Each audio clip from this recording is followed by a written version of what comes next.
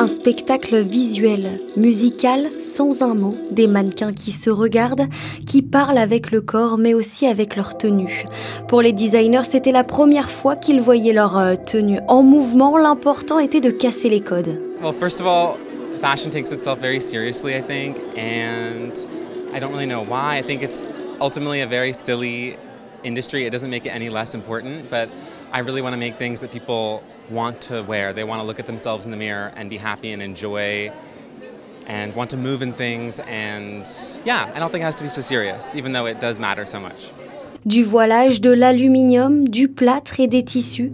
Une mise en scène pas choisie au hasard, chaque collection est mise en lumière grâce à une suite de mouvements et d'actions. En fait, on a travaillé, je pense, avec nos propres intuitions plastiques, puisque dans notre école, on est scénographe et plasticien.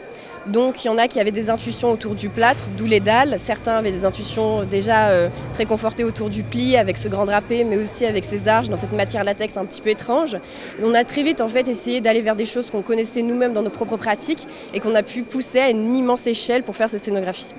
Ce spectacle raconte une traversée nocturne entre réel et abstraction.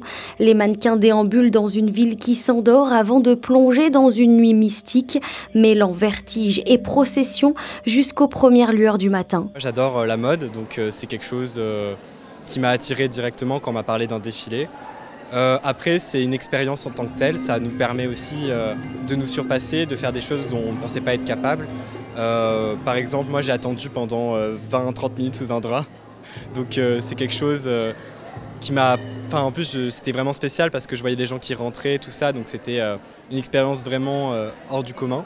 En tout, c'est pas moins de 90 personnes qui ont travaillé sur ce beau projet.